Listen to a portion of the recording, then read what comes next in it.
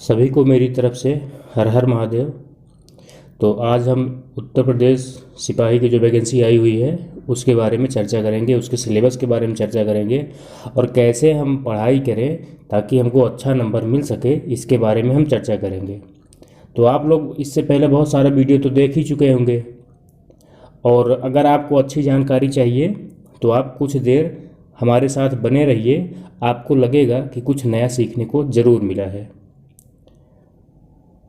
ठीक है, तो हम शुरू करते हैं। सामान्य जानकारी, यहाँ पे कौन कौन से प्रश्न कौन कौन से चैप्टर से पूछे जाएंगे तो आप देख सकते हैं कि सामान्य विज्ञान है, भारत का इतिहास है, भारतीय संविधान है, भारतीय अर्थव्यवस्था है, कृषि है, वाणिज्य है, व्यापार है, जनसंख्या है, पर्यावरण, नगरीकरण है, साइबर क्राइम, वस्तु एवं सेवा कर है। तो आपको जब एग्ज़ाम की तैयारी आप कर रहे हैं तो आपके पास सिलेबस होना चाहिए ताकि आपको पढ़ाई में कोई समस्या ना हो। तो सिलेबस आपके पास रहेगा तो आपको ये पता रहेगा कि हमारे एग्ज़ाम में कौन कौन से क्वेश्चन किस किस टॉपिक से आएंगे। तो आप इसको कई किताबों के माध्यम से पढ़ सकते हैं। अब हम दूसरा देखते हैं, हिंदी। सिलेबस पे चर्चा करने के बाद हम चर्चा करेंगे कि कैसे पढ़ाई की जाती है, तो आप वीडियो पर बने रहें, ज़्यादा समय हम आपका नहीं लेंगे। अब हम देखते हैं हिंदी को।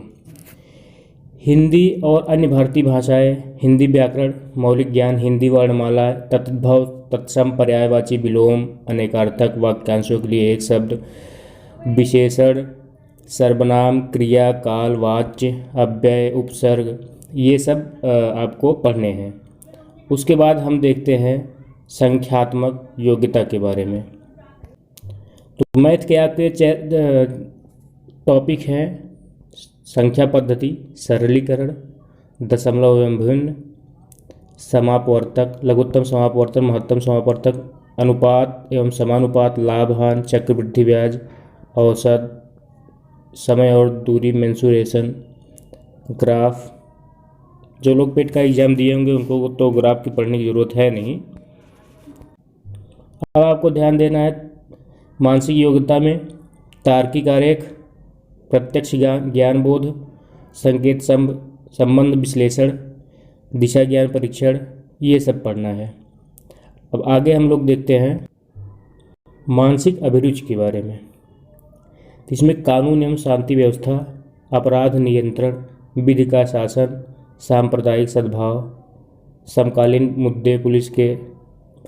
तो आपको इसमें ध्यान देना है कि जो अभी आईपीसी सीआरपीसी जो संशोधन हुआ है 2023 में, आपको एक बार देख लेना है, बस पूरा याद करके नहीं जाना है, कुछ देख लेना है बस।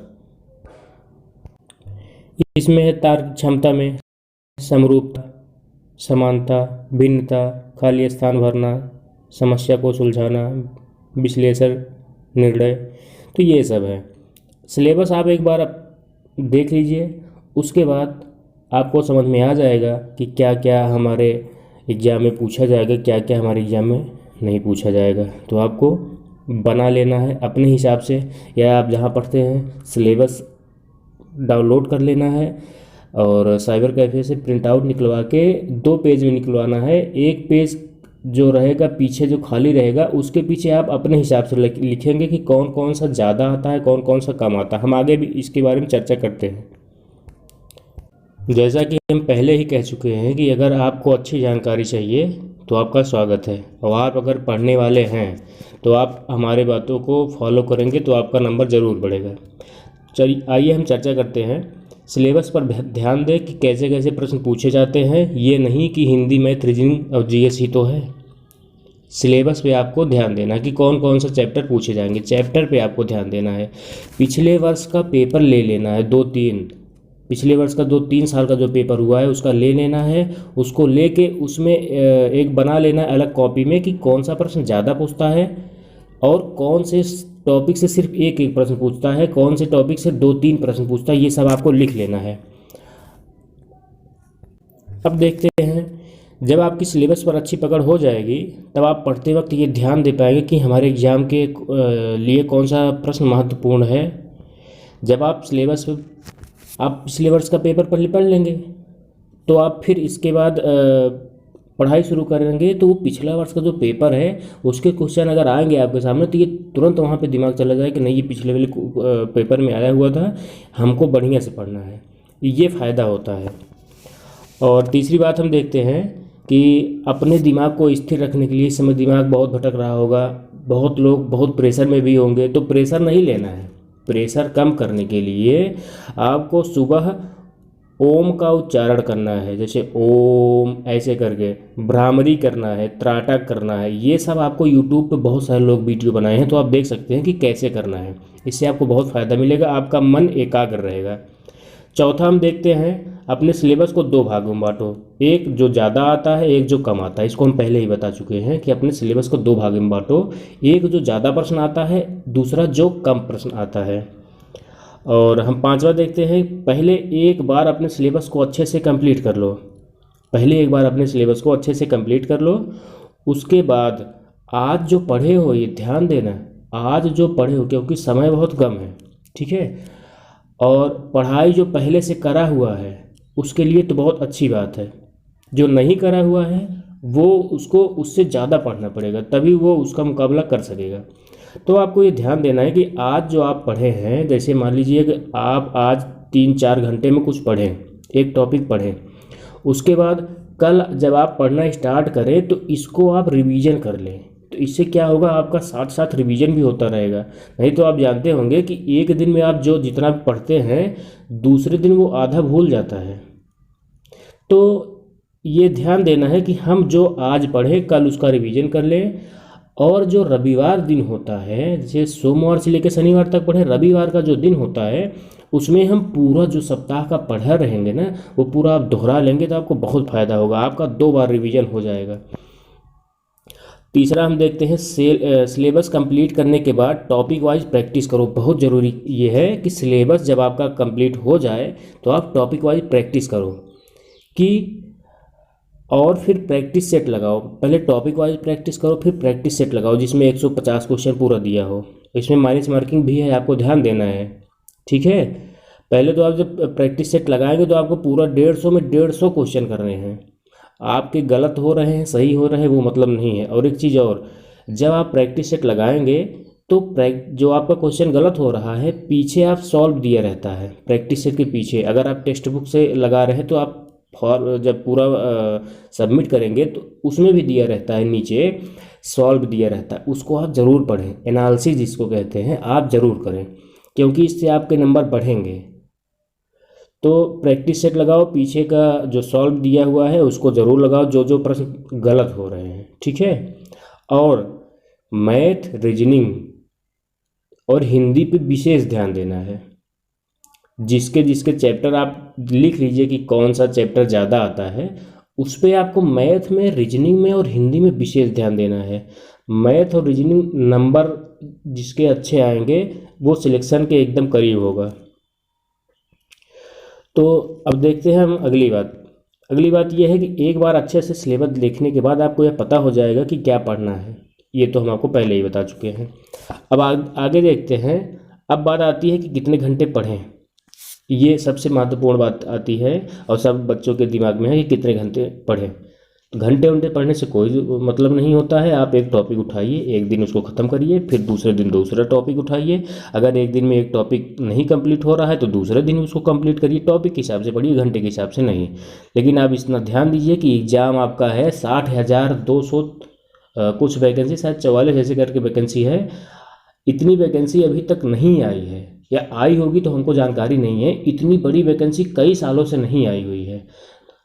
आपके पास उत्तर प्रदेश सिपाही है और एसएससी जीडी है, 2 वैकेंसी आपके सामने हैं और गोली की तरह दोनों एग्ज़ाम होंगे, दोनों का ज्वाइनिंग करवाएंगे।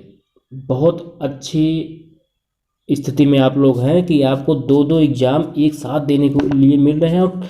और सबसे बड़ी बात यह है कि दोनों का सिलेबस लगभग सेम ही है। अगर आप देखेंगे तो दोनों का सिलेबस लगभग सेम ही है।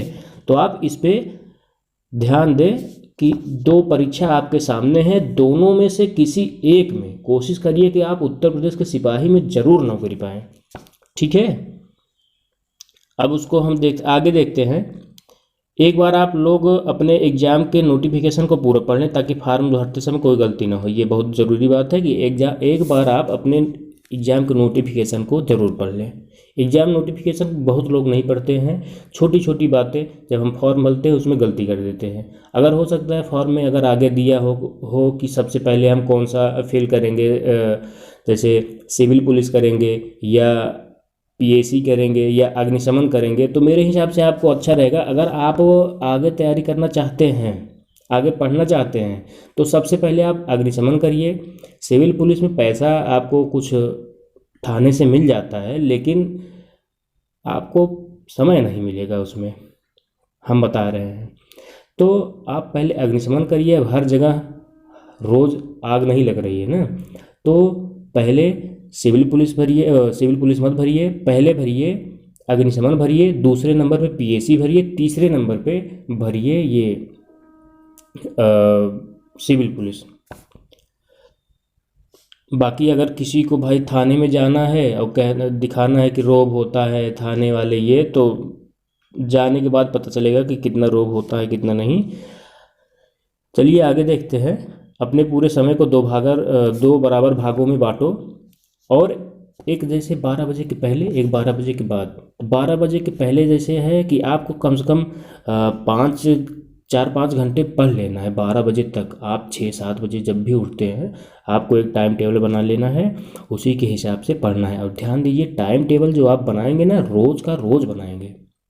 ऐसा नहीं कि आज हम टाइम टेबल बना दिए उसके बाद छोड़ दिए। 1 महीने तक आप एक टाइम टेबल से नहीं पढ़ सकते हैं। अगर आप पढ़े होंगे तो देख लीजिए, आपको पता होगा कि 1 महीना एक टाइम टेबल से आप पढ़ नहीं पाए होंगे अभी तक। और आप जब पढ़ने के लिए बैठे तो 50 से 55 मिनट से ज़्यादा मत बैठे। हाँ, मैथ और रीजनिंग लगाते वक्त आप बैठ सकते हैं 2-2 घंटा 3-3 घंटा, लेकिन अगर आप जीएस या हिंदी पढ़ रहे हैं तो 50 या 55 मिनट आप पढ़ें, उसके बाद उठे, फिर पानी पिए, फिर बैठे। हम आपको फ़ायदा बता रहे हैं कि जैसे मान लीजिए पोछा लगाया जाता है घर में, तो एक बाल्टी में अगर हम पोछा डालें, उसको फिर निकालें, पोछा निकालने के बाद उसको हम पूरा निचोड़ दें, पूरा पानी नीचे गिर गया, फिर हम पोछे को अंदर बाल्टी में डालें तो वो उतना ही पानी सोखेगा जितना पहली बार सोखा था। ठीक यही हमारे दिमाग के साथ होता है। ठीक है, और आगे हम देखते हैं। हाँ, इसको तो बता ही चुके हैं। रोज टाइम टेबल बनाओ और पढ़ो उसी के हिसाब से। ठीक है, आपका अवचेतन मन कैसे काम करता है, इसके विषय में आप थोड़ा यूट्यूब से सर्च कर लीजिए, आपको बहुत फ़ायदा मिलेगा। ठीक है, और जो भी आप क्वेश्चन पढ़े थोड़ा लेवल अच्छा करके पढ़ें। ये नहीं कि हम शुरू किए हैं मैथ का सरलीकरण तो सरल सरल लगा के बस हमको मैथ आ गया, ये नहीं, लेवल अच्छा करना है, कम से कम दरोगा लेवल तक कर देना है। तो आगे हम देखते हैं। मैं इसी तरह आप लोगों को आपके एग्ज़ाम तक मोटिवेट करता रहूँगा। आप जिससे आपके मन के अंदर किसी भी नकारात्मकता का कोई प्रभाव न पड़े। आप ऐसे दोस्तों से या ऐसे व्यक्तियों से दूर रहें जो आपके ऊपर नकारात्मक प्रभाव डाल रहे हैं। ठीक है, जिस भी यूट्यूब चैनल से आप कोर्स खरीद रहे हैं थोड़ा देख के खरीदिए कि कौन कौन से टीचर इसमें पढ़ा रहे हैं, कौन कौन से टीचर नहीं पढ़ा रहे हैं। नहीं तो आपको पढ़ाएंगे बहुत लोग और आता वाता उसमें कुछ नहीं है, तो इसको आप विशेष करके देखिए। हाँ, आप एक चीज़ ध्यान दीजिए कि आप मार्केट से अच्छे किताब ज़रूर लाइए। कोचिंग वाले सिलेक्शन नहीं करवाते हैं, लेकिन किताब आपका सिलेक्शन करवा देता है। तो मन लगा के पढ़िए पूरे मनोयोग से। आपको कोई भी दिक्कत होती है तो आप कमेंट बॉक्स में कमेंट करें और हम उसका उत्तर वहीं देंगे, या हम जो है कोई दूसरा वीडियो बनाएंगे। और एक चीज़ और, एक ग्रुप भी है टेलीग्राम का, अगर आप लोग ज्वाइन करना चाहते हैं तो हम लिंक नीचे दे देंगे। तो इससे आपको फ़ायदा क्या होता है, उसमें बहुत सारे लड़के हैं यूपी सिपाही के तैयारी करने वाले। तो आप लोग को जो समस्या है उसमें बहुत सारे सिपाही भी हैं जो आपको समय समय पे गाइड भी करते रहते हैं। आपको उससे फ़ायदा ये है कि बहुत, जैसे आपको क्वेश्चन कोई फंस गया नहीं आ रहा है तो आप ग्रुप में डाल दीजिए, कोई ना कोई सॉल्व करके भेज देगा। तो अब ये फ़ायदा है। आप कोई दिक्कत हो रही है तो उस समस्या का समाधान भी उस ग्रुप में हो जाएगा। तो आप लोग ये ध्यान दीजिए। ठीक है, तो इन्हीं बातों के साथ हम वाणी को विराम देते हैं। नमस्कार।